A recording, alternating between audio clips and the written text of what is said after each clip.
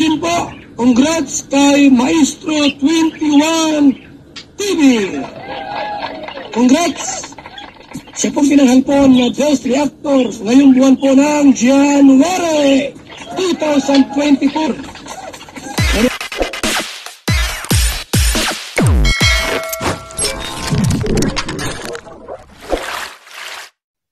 Alright guys, isa na muling mapagpalang umaga, tanghali, gabi po sa inyo lahat. Sana po ang lahat ay nasa mabuting kalagayan at ligtas po sa anumang kapahamakan saan man po kayo dako ng mundo naroroon.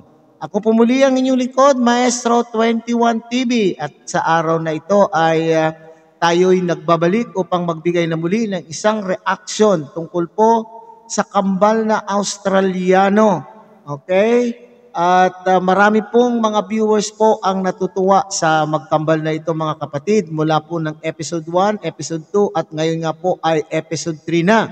At maraming nagigiliw sa kambal na ito at sila po ay talaga namang ubod ng kagwapuhan at maraming nagsasabi na pwede po silang itambal sa ating mga Kalingap Angels. Sino kaya ang mapalad? Sino kaya sa mga Kalingap Angels ang mapalad po na magiging kapareho ng isa o silang parehong kambal sa ating mga Kalingap serye? Pero hindi lang po natin alam mga kapatid kung ano po ang plano po ni Kalingap Rob sa magkambal na ito. So, wag na natin pong patatagalin, pero bago po yan, tayo muna po ay magbibigay pugay sa ama at founder po ng Kalingap, Kuya Bal Santos Matubang, Ate Edna Vlog, Kalingap Rob, Kalingap Dan, Kuya Brooks Vlogs, Ruelo Malalag, at siyempre sa ating pong mga kasamahan dyan sa Karepa, Kalingap Reactor Partners, sa pangumuno po yan ng aming presidente Javier De Leon, aka Birador. Likewise, mega loud shout out sa ating masisipag, magigiting at masisipag na charity vloggers. Sana po tangkilikin po din natin sila. At kung bago lang po kayo sa channel na ito, pinapag-uusapan po kayo na sana po ay suportahan din po ang munting channel na ito sa pamamagitan po ng pag-like, share, and subscribe. At tuloy pindutin na rin po ang notification bell upang sa ganun sa susunod pa pong reaction videos na ating gagawin ay tayo muli po ay magsama-sama. At ganun din po sa ating mga kapatid po dyan sa Team Siomai ng Kalahi Community at ang buong Kalahing Community, mega loud shout out po sa inyong lahat. Okay, so bago po tayo magbigay ng ating reaksyon, tunghayan po muna natin ang isang video clip na mula po sa vlog po ni Kalingap Rob. At yung gusto pong mapanood ang kabuuan po ng video ito, sana po ay bisitahin po ang channel po ni Kalingap Rob at doon matutunghayan po ang kabuuan po ng video ito. Okay? So, kumusta? Okay lang. Kumusta kayo? Okay lang, masaya. At nga pala, no? Good news kasi maraming nanood sa inyo, no? Sana maging tulay ito para matagpuan nyo na ang inyong matagal na hinahanap, ang inyong tatay. Ano? Buti naman at nagsisimba kayo. Ano? Apo. Kayo ba ay malapit rin sa Diyos? Palagi ba kayo nananalangin? Apo.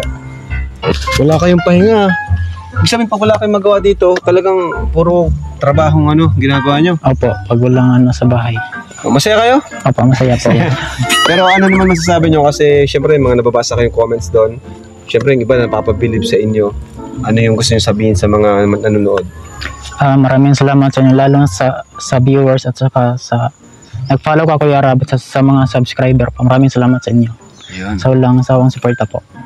Ikaw, Ganoon po. Maraming salamat po sa lahat ng suporta. Yung sinabi ni Otol, maraming salamat po sa lahat ng suporta kay Kuya Rob. And nais ko pong pasalamat sa amin sa Mindanao kasi yung mga classic ko, nag-share ng mga video. Wow! Sa tao sa inyo lahat yan, maraming salamat po sa pagsuporta. And sa YouTube, don't skip ads para marami pang matulungan na katulad namin. Siyempre, maraming salamat kay... Okay, so yan, nagpapasalamat po. Kakaiba po talaga ang magkambal na ito, mga kapatid. Dahil sanay na sanay po sila sa mga trabaho po sa bukid. Okay? hindi po sila maselan. Kung bagamat sila po ay alam po nila siguro sa kanila pong mga sarili nila, sila po ay may itsura pero hindi po nila ikinakahiya ang kanila pong mga gawain. Kaya dito po napabilib mula po sa episode 1, episode 2, ang ating maraming viewers. At sa katunayan nga po ay nung nalaman po ang kanila pong alagayan, ang kalagayan sa buhay, at sila po ay naghahangad din na makita po nila ang kanila pong Australianong ama. Kasi simula po nang sila po ay ipinanganak ay hindi po nila nakilala po ang kanila pong ama.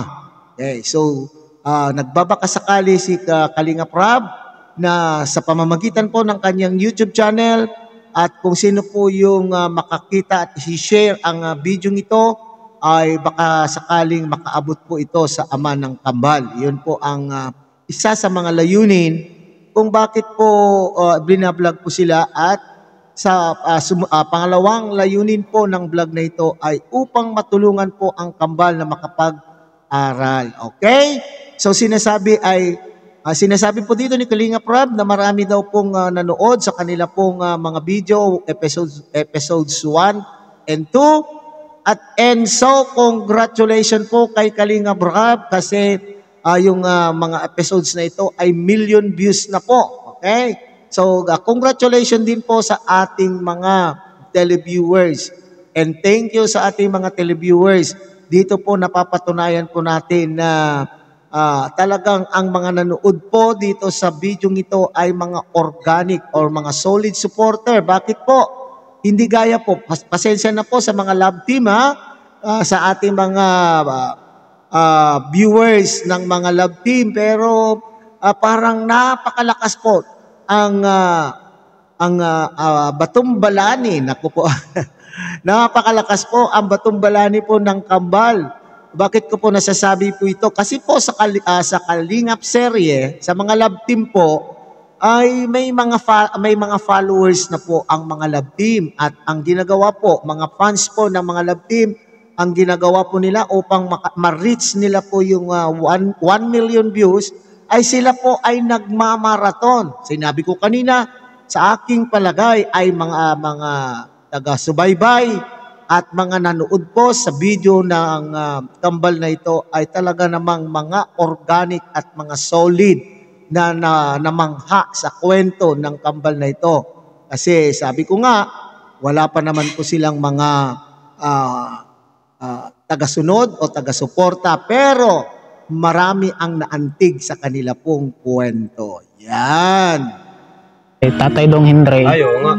Kasi nanggalis kanyan, dito kami ngayon. Tulungan kami ni Kuya Rab sa Team Kalingap po. Maraming salamat. Tulay. Po siya. Ilapit kayo sa akin, ano? Kung nga pala, papasok na kayo bukas. Opo. Ano, na kinakabahan ba kayo? Kasi, ha? Transfer. Tapos, college, no? Grade 12 to. Grade 12. Sigurado, marami magkakakrush sa inyo dyan. Anong masasabi pag marami nagkakrush sa inyo? Sigurado yan, mga gwapo Hindi imposibleng walang magkakakras po sa dalawang kambal dahil sa kanila pong angking kagwapuhan. Wala siguro. Bakit naman wala? Mga ano kayo mga tisoy. Focus po muna kami sa pag-aaral. Sa kanya pag magtapos na. Sa bagay. Nakita ko doon sa ni mama sa vlog niya, di pa daw kayo nagkaka-girlfriend? Hindi pa. Bakit? Since birth. Ako meron akong pero LDR. Hindi pa yung... Yan, tama po yan mga utoy. Okay, priority mo nyo muna. I-prioritize nyo muna yung inyo pong pag-aaral. Bigyan halaga muna po ang pag-aaral. Di ba mulat ang inyong kaisipan kung anong klaseng pamumuhay mayroon po kayo sa piling po ng inyo pong magulang at mga kapatid doon sa pinanggalingan yung probinsya. So, siguro, sa kanila pong pagkamulat sa kahirapan ay ngayon ay pinapahalagahan po nila ang pag-aaral. Tama po yan. Magtapos muna po kayo ang pag-ibig, okay, pag-ibig ang pagkakaroon po ng girlfriend ay dumarating po yan sa tamang panahon. Huwag po kayong magmadali, mga utoy ang unahin po ninyo ang inyong pag-aaral at dahil yan lamang po ang paraan upang kayo po ay maiangat o upang maiangat ang inyo pong estado sa buhay at nang sa ganon ay matulungan din po ninyo ang inyong mga magulang at yung mga kapatid na makatuntun din po sa pag-aaral. Okay? At magpasalamat kayo at sinasabi nyo at nandyan po si Pastor Dong Henry. Paki-follow din po ang YouTube channel po yung kumupkup po sa kanila si Pastor Dong Henry. Okay? So sa kanyang YouTube so i-priority niyo muna ang pag-aaral mga otoya. So sana hindi kayo masisira kapag kayo po ay nandyan na sa syudad o nandyan na sa pag-aaral diyan baka naman po kayo ay mawili na sa mga magaganda po ninyong nakikitang mga cheats. Naku baka mawili na po kayo at magbago po ang inyo pong mindset. Sana naman po ay hindi. Bakit? Ba't di kayo nag-girlfriend pa? Wala pa po sa akin. Wala pa. Kasi focus muna sana sa pag-aaral po. Ikaw bro? Ganun Ano yung priority mo ngayon? Yun din? Apo, pag-aaral ko. Yun ang importante. Para matulungan ko sila mama ko. Wow! Makeover! Makeover na po tayo mga kapatid.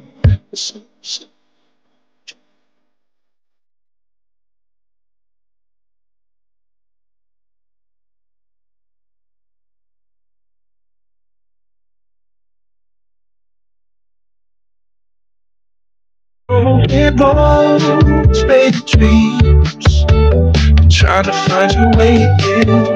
I'm seeing you. If you could see what I see. Wow naman po. Talagang mas lalong lumabas po ang kanila pong kapugian. Okay?